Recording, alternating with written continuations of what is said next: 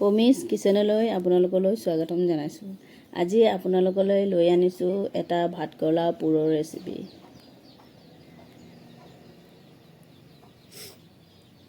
ভাতকেৰেলা পুৰ বনাবলৈ মই কেইটামান ভাতকেৰেলা লৈ লৈছোঁ। আপোনালোকৰ ইচ্ছা আপোনালোকে যেইটামানেই বনায়। আৰু মই লৈ লৈছোঁ 2টা কটা পিঁয়াজ, 3 চামুচ সৰিয়হ গুড়ি, কেইফুটামান নহৰু আৰু কেঁচা জলকীয়া। ভাতকেৰেলাকেইটা দুফাল কৰি কাটি ল'ব। কেৰাহী এখনত গৰম পানী, তাৰপিছত ভাতকেৰেলাখিনি বইল হ'বলৈ দিব। বইল হোৱাৰ পিছত নমাই ল'ব।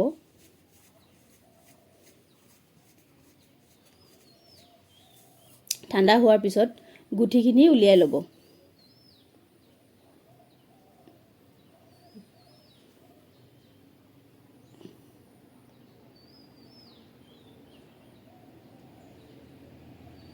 তাৰপিছত নহৰু কেইফুটামান ৰুকি ল'ব।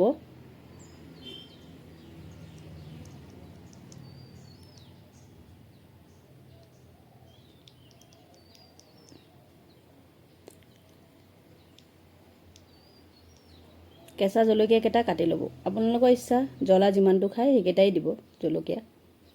তাৰপিছত কেৰাহী এখনত সৰিয়হ তেল দিব। আপোনালোকৰ ইচ্ছা, আপোনালোকে যিমানটো তেল লয়। তাৰপিছত পিঁয়াজখিনি, নহৰু, কেঁচা জলকীয়াখিনি ফ্ৰাই হ'বলৈ দিব আৰু এচামুচ নিমখ দিব, এচামুচ হালধি গুড়ি,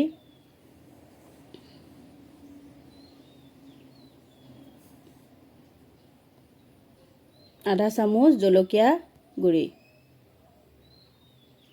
তাৰপাছত ভালকৈ ভাজিব।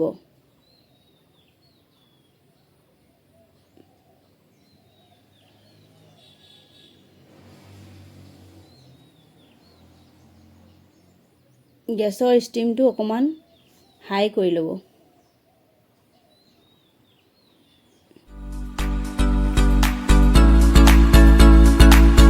ৰঙচুৱা হোৱালৈকে ভাজিব।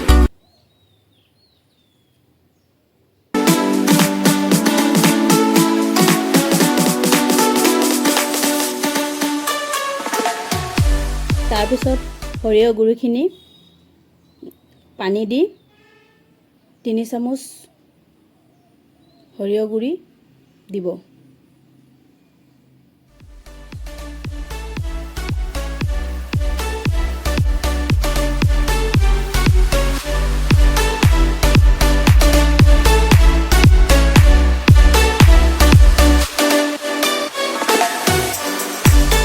সৰিয়হ গুড়িখিনি ভালকৈ পেষ্ট বনাই ল'ব।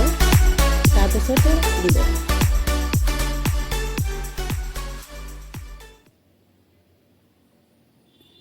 তাৰপিছত ভালকৈ লৰাব ভজা হোৱালৈকে। তাৰপিছত বাতি এখনত নমাই ল'ব।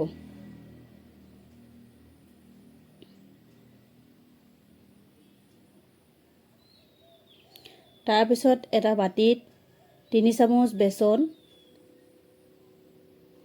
2 চামুচ চাউলৰ গুড়ি, 1 চামুচ হালধি গুড়ি,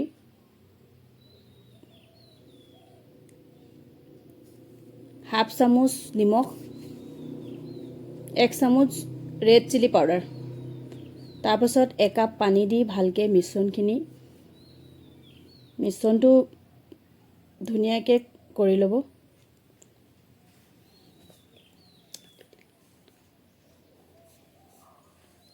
ভালকৈ মিক্স হ'বলৈ দিব।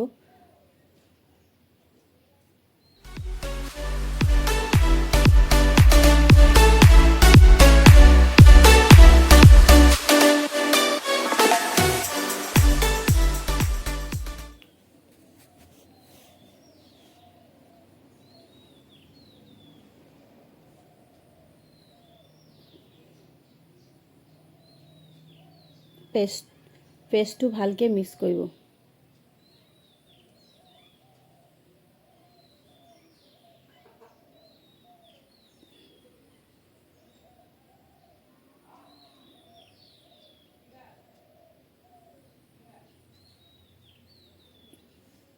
তাৰপিছত পুৰখিনিৰ ভিতৰত পিঁয়াজ আৰু নহৰুৰ পেষ্টখিনি ভালকৈ এটা ভাতকেৰেলাৰ ভিতৰত ভালকৈ সুমুৱাব।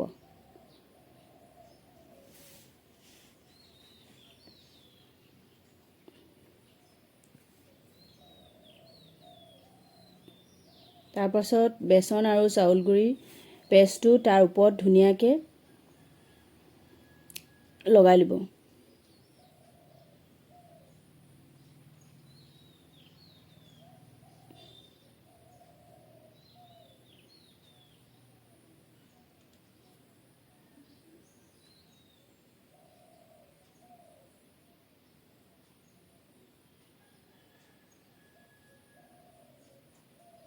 তাৰপিছত কেৰাহী এখনত ভাজিবলৈ কাৰণে তেল ল'ব। আপোনালোকৰ ইচ্ছা, আপোনালোকে যিমানটো ফ্ৰাই কাৰণে তেল লয়।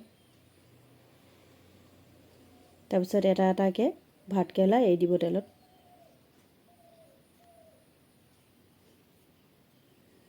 ষ্টিম কমতে ভাজিব আপোনালোকে, কিয় আগৰ পৰাই ভাতকেৰেলাখিনি বইল হৈ আছে।